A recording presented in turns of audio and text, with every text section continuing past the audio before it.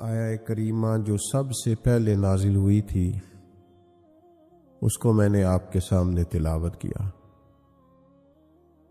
ارشاد فرمائے اقرأ بسم ربک الذی خلق، پڑھو اپنے رب کے نام سے جس نے پیدا کیا۔ دور جاہلیت پر جب ہم نظر ڈالتے ہیں تو اس دور کے بے شمار مسائل تھے۔ سب سے بڑا مسئلہ عقائد کا تھا، لوگ کفر میں شرک میں مبتلا تھے، درجنوں بیسیوں بتوں کی معاذ اللہ عبادت کرتے تھے۔ پھر اس کے بعد بہت بڑا مسئلہ انسانیت کی تذلیل کا تھا، غلاموں کے ساتھ ان کا ظلم جبر، عورتوں کو اور ان کے حقوق کو اس قدر زیادہ ان کا استحصال کیا جانا، یہ دور جاہلیت کے سارے مسائل تھے۔ گھٹن اتنی زیادہ تھی، پریشانی اتنی زیادہ تھی کہ ہر مسئلہ، ہر عنوان یہ چاہتا تھا کہ فوری طور پر اس کا حل کیا جائے۔ جو غلامی کی چکی میں پستے ہوئے ظلم سہ رہے تھے وہ بھی چاہتے تھے کہ ظلم و جبر سے انہیں آزاد کرایا جائے۔ چھوٹی بات نہیں ہے بچیوں کو زندہ دفن کر دینا،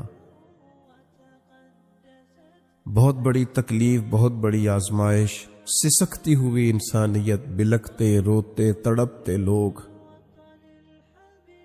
لیکن آپ بنظر غائب مطالعہ کریں، اس ماحول کے اندر سینکڑوں سال بیت گئے، آسمان کا زمین سے کوئی رابطہ نہیں ہوا۔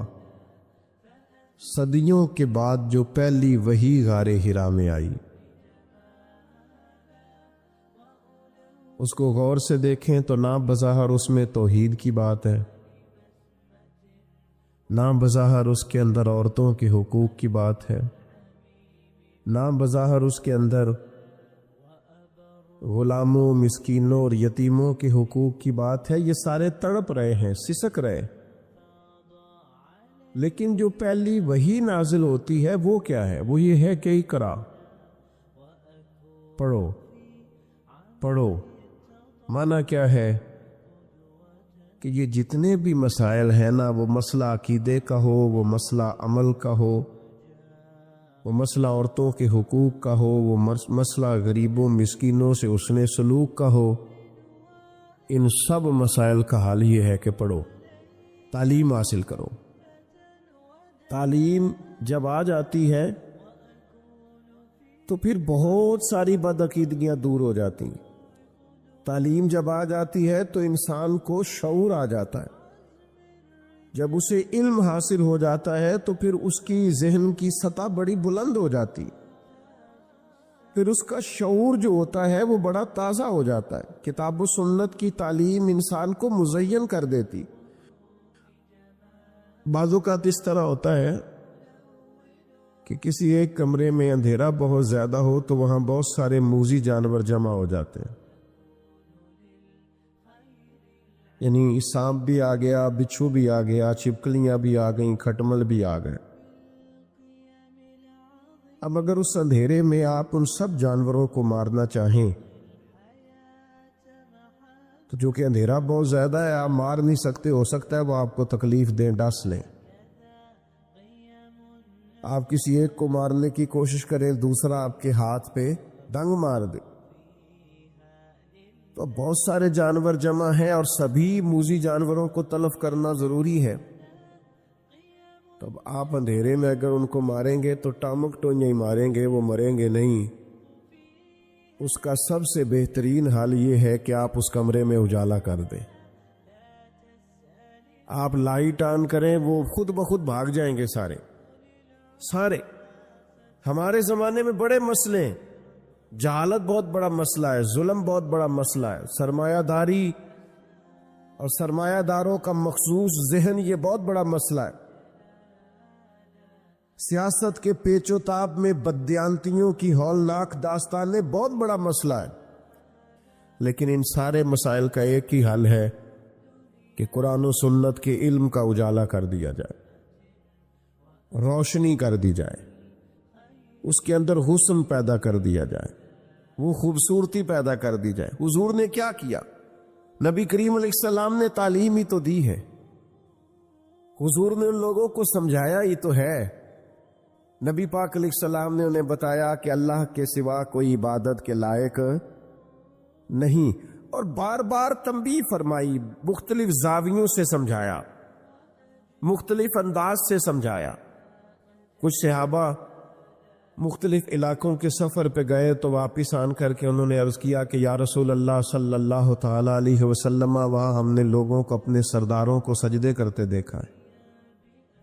تو حضور آپ تو پھر ساری کائنات کے بڑے سردار ہیں، تو ہمارا بڑا دل کرتا ہے۔ تو اللہ کے حبیب نے کیا فرمایا؟ فرمایا سجدہ سوائے رب کے کسی کو جائز نہیں ہے۔ حضور نے تاکید کر دی، ان کو علم دے دیا، ان کا شعور بلند ہو گیا، وسعت قلبی حاصل ہو گئی۔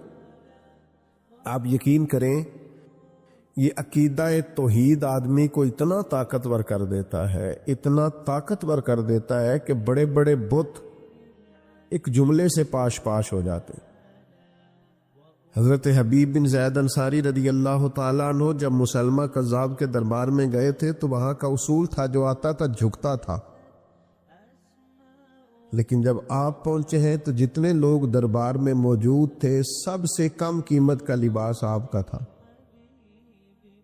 سب سے سادہ انداز آپ کا تھا، سب سے سادہ قسم کے گھوڑے سے آپ اترے تھے، لیکن چونکہ جو جاتا تھا جھکتا تھا، حضرت حبیب بن زید انصاری اترے، نیزہ زمین پہ رکھا، اپنے رب کا نام لے کے جب انہوں نے گردن اٹھائی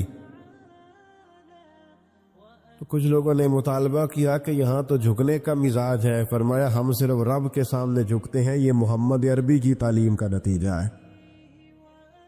میرے پاس ایک ہی سجدہ تھا، نہ یہاں کیا نہ وہاں کیا، ہم محض اللہ کے سامنے جھکتے ہیں، ہمارا یہ مزاج ہے۔ عقیدہ توحید نے ہمیں طاقتور کر دیا۔ مجھے بتائیے یہ کتنی بڑی طاقت انسان کو ملتی ہے کہ رازق کون ہے؟ سبحان اللہ۔ کبھی کسی کی جیب دیکھ کے بندے کا دل نہیں للچاتا، کبھی کسی کا بنگلہ دیکھ کر وہ پریشان نہیں ہوتا، کبھی کسی کی بڑی گاڑی اس کے دل کے اندر کسی قسم کا مد و جزر پیدا نہیں کرتی، وہ کہتی ہے میرا رازق۔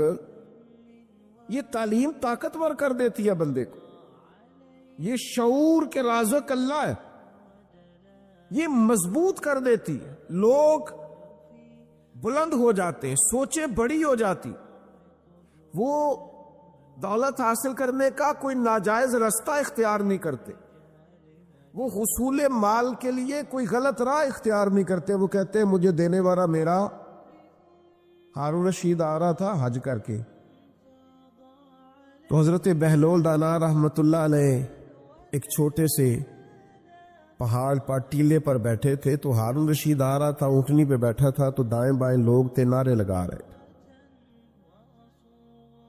تو ظاہر ہے کہ یہ جو نعرے شعرے ہوتے ہیں یہ تسکین نفس کا باعث بھی بنتے ہیں، کئی دفعہ اللہ محفوظ فرمائے۔ یہ پروٹوکول کسی وقت بندہ محسوس کرتا ہے کہ دیکھا میری کتنی شان ہے، یہ بڑا نقصان کرتے، روحانی طور پر بڑے مضر ہوتے ہیں ان کے اثرات۔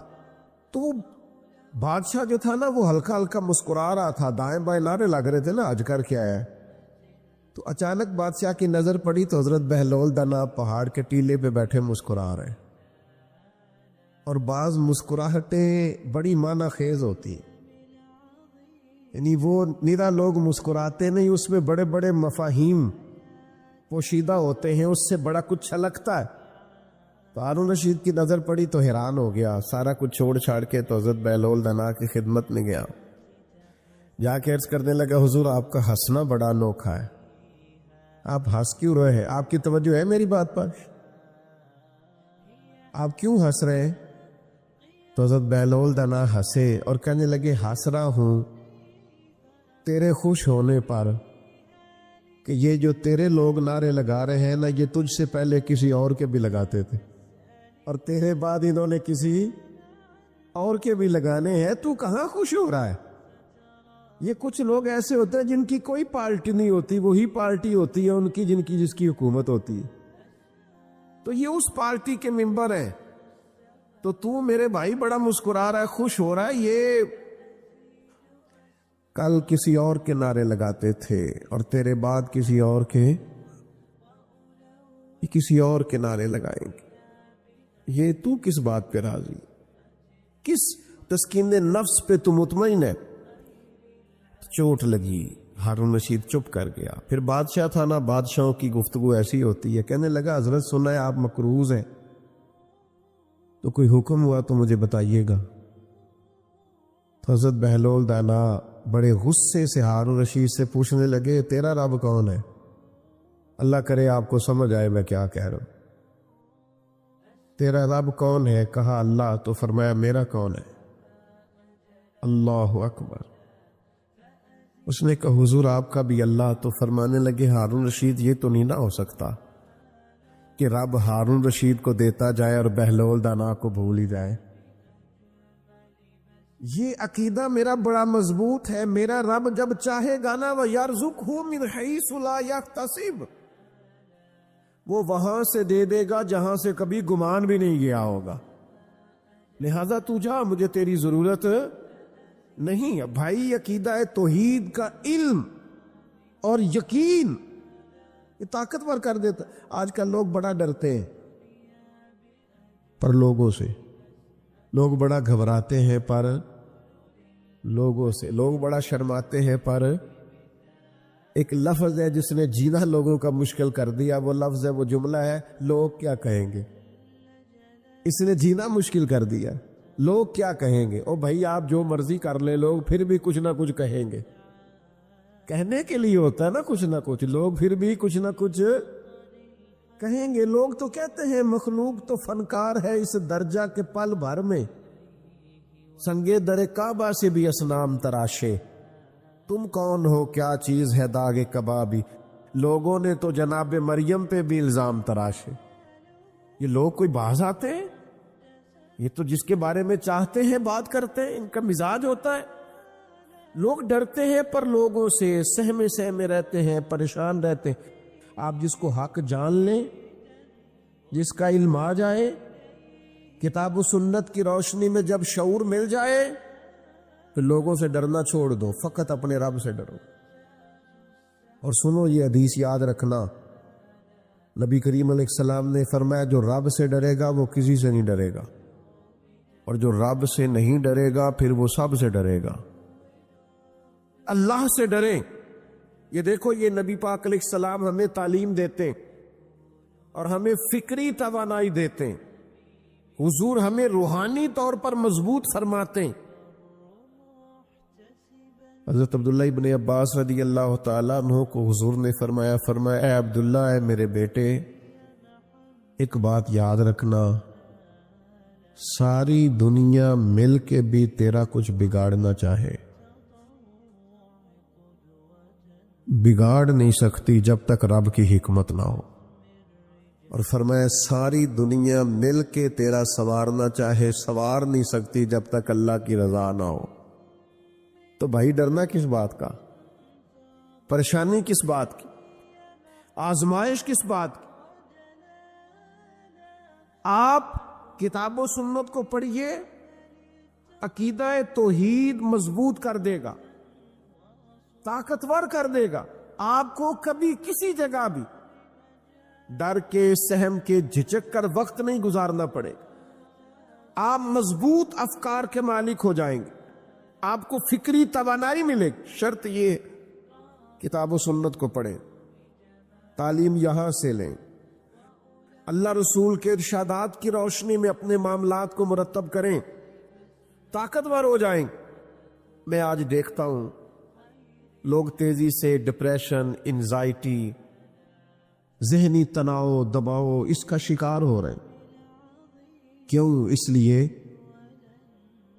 کہ وہ لوگوں سے ڈرتے ہیں، لوگوں کے سامنے مطمئن ہونا چاہتے ہیں، وہ لوگوں کے سامنے اپنی وضاحت دینا چاہتے ہیں، جو آپ سے پیار کرتا ہے اس نے نفرت نہیں کرنی، اور جو ایک دفعہ مخالف ہو گیا ہے نا، آپ جتنی مرضی دلیلیں دیں، پھر آپ کی صحیح بات بھی اس کو صحیح لگتی، اس کا ذہن بن گیا نا، اس نے کرنی مخالفت ہے۔